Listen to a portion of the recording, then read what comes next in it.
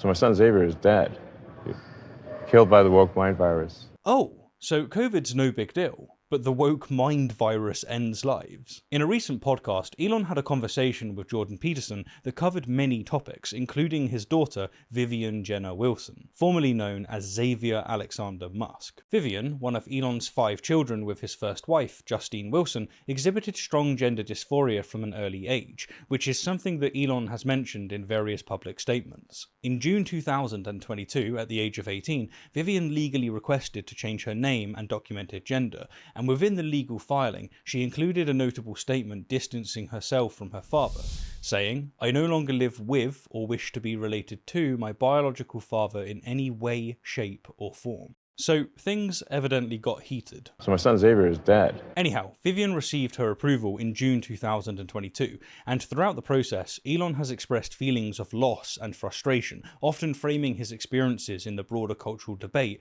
about wokeness. Killed by the woke mind virus. Now, this isn't, of course, an easy topic, but I sincerely believe that Elon, and especially Jordan, are making some very serious mistakes, and hopefully I'm going to be able to articulate these concerns sufficiently. And so, let's get to it. And then they give them sterilizing drugs, which are called also a misnomer, puberty blocker. These are sterilization drugs, so they can never have children again. Yeah. They can have double mastectomies, the mutilation. Have their forearms stripped to build non-functioning penises?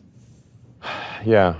Right. There are already so many things to object to and expand upon here.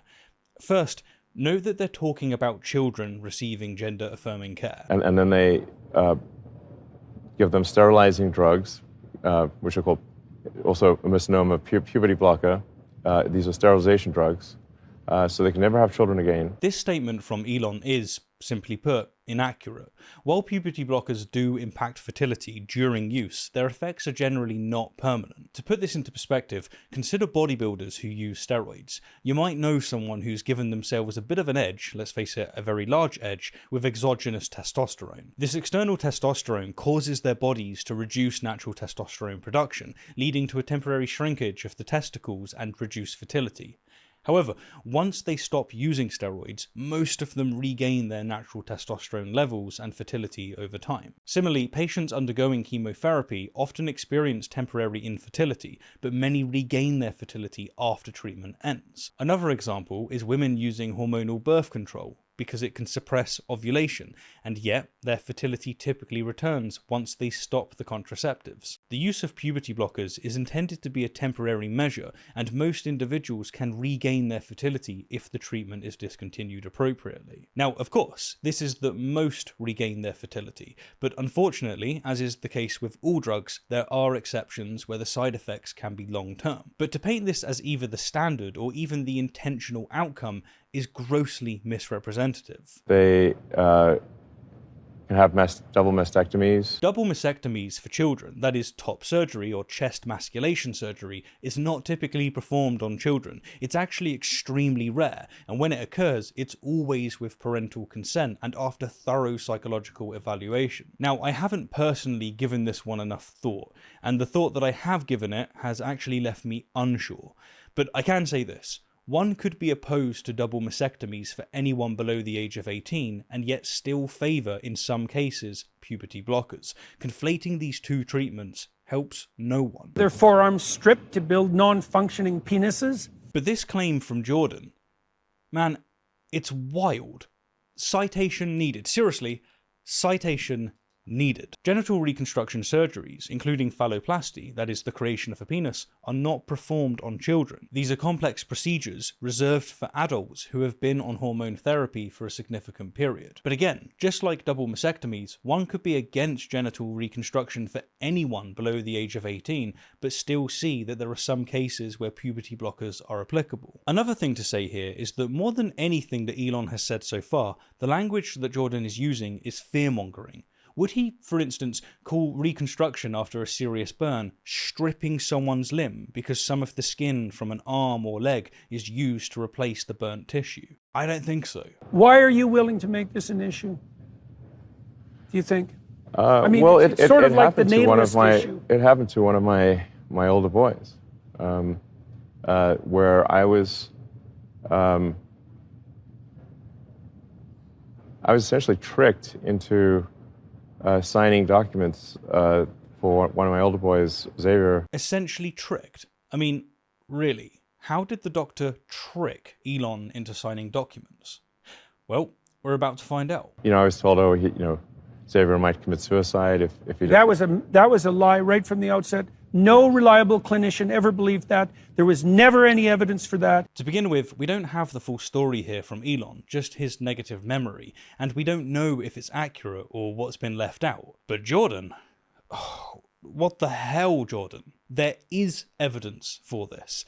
As I expressed in my last response to Jordan, a 2020 study published by Pediatrics found that transgender youth who receive puberty blockers had lower odds of lifetime suicide attempts and ideation compared to those who wanted but did not receive the blockers. Another study, this time from JAMA Surgery, found that adults with a history of gender-affirming surgery had 42% lower odds of experiencing severe psychological distress in the past month, and 44% lower odds of past year suicidal ideation. Jordan confidently calls this a lie, but with what? What evidence does he have? How can he say this so confidently? And also, if there's a higher suicide rate, the reason is because of the underlying depression and anxiety and not because of the gender dysphoria. And every goddamn clinician knows that too. And they're too cowardly to come out and say it. Right. So, according to Jordan, the claim that gender-affirming care reduces suicidal risk is a lie. Yet, if there is a higher risk, and there is, it's actually due to underlying depression and anxiety. Every goddamn clinician knows that. Well, what's causing that depression and anxiety, Jordan? It's going to be a multiplicity of things, that's for sure. But what if we had, and we do, solid data showing that by providing gender-affirming care, we can reduce suicidal ideation by a very significant degree? Does this data not cause you to pause and ponder?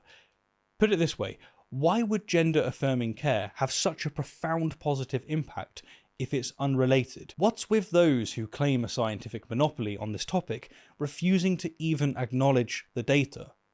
What's going on? But let's delve a little deeper. What really is causing the psychological distress and suicidal ideation? Well, there's data on this too. It's well documented that several factors contribute, including lack of family and social support, gender-based discrimination, transgender-based abuse and violence, gender dysphoria and body-related shame, difficulty while undergoing gender reassignment, and being a member of another or multiple minority groups. And so one of the best ways that Elon can reduce his daughter's difficulties is by appreciating the evidence, respecting that experts disagree with him, and being willing to listen and embrace his child, who evidently is happy with her transition. And you know what? This same line of reasoning was applied to gay people. Conservatives of the time insisted that not accepting gay people did not increase their suicidal rates, when in fact it absolutely did, and continues to do so. We have data for this too. Instead, those conservatives insisted on gay conversion therapy, which doesn't work and has been shown to only cause more problems. When I saw that lie start to propagate, it just made the hair on the back of my neck stand up. It's like, I see. So you're telling parents that unless they agree to this radical transformation that their children are going to die, and you think that's moral, and you think that's true. That is so pathological that it's almost incomprehensible. That is a remarkably dishonest way of representing doctors. Look, no one is saying that these situations are easy. Being a parent in such a circumstance must be incredibly difficult because at the end of the day, you just want the best for your child, and it's very difficult for a cis person to understand gender dysphoria. I'm no doctor, but I suspect that the reality is something like this. Clinical experts are speaking to parents after having seen the child for a long time, and they're saying, look, your child has been exhibiting gender dysphoria and severe psychological distress, but we know, due to studies, that their chance of suicide is significantly high, but that we can likely reduce this chance if we block their puberty while we continue therapy. And if you've been to the doctors and received any treatment, then you'll probably agree with me when I suspect that doctors also discuss the side effects, some of which are likely to be permanent. In the case of a young male, blocking puberty will reduce the height and shoulder width that they would have had if they hadn't had the blockers. This isn't hidden information. But suppose they change their mind at, say, 18. In this case, they can come off the blockers and, with a bit of rehabilitation, return to typical male levels of testosterone. This isn't perfect, no one said that it is, but it's not detrimentally permanent in the way that Jordan and Elon are making out. But suppose you refuse to pause their puberty. Well, their height and shoulder width will likely grow beyond typical female size, as will their jaw, hands, and other features. Now, if at 18 or so they change their mind, it's arguable that you would have done them a service. But what if, like the vast majority of trans people, they don't change their mind? What then? In this case, the aforementioned permanent effects of testosterone will make it so that they're going to have a very hard time passing, meaning that they're very likely to suffer greatly in our society. You see, this isn't an easy situation, and anyone who says otherwise, including Jordan and Elon, is simply not giving this enough thought and empathy. I can't imagine anything worse. I can't imagine a therapist doing anything worse than that, or sitting by idly and remaining silent while his colleagues are doing it. It's pathetic. Jordan can't imagine anything worse. It's statements like this that have made Jordan go from someone I disagree with to someone I'm ever more despising. Suppose we take gender dysphoria out of the discussion for the moment and just focus on psychological distress and depression. Such people, including children, will be recommended a variety of drugs that can have permanent side effects, including on fertility. Would Jordan say that the doctors recommending such treatment are pathetic? It's pathetic. Would he say that it's the worst thing he can imagine? It's incredibly evil, and I agree with you that people that have been promoting this should go to prison. Historically, people have died because treatment was withheld due to the personal beliefs of family members. In fact, they still do, such is the case with Jehovah's Witnesses refusing blood transfusions. Yet, following peer-reviewed studies that show a decrease in suicidal ideation and attempts is somehow evil. This is the problem with the echo chambers these people have built around themselves. They've turned empathetic people who are genuinely trying to help children into monsters who deserve to be locked up. This is lunacy. It's insane. So I vowed to destroy the woke mind virus after that. And we're making some progress. Join the club. From my perspective, the real mind virus is the anti-scientific rhetoric that's infected Elon, transforming him from what could have been an empathetic, supportive father into someone who's declared his child effectively dead. A daughter who's happy and healthy, living life on her own terms. Jordan and Elon have declared a war on empathy. They aren't happy that Vivian is happy.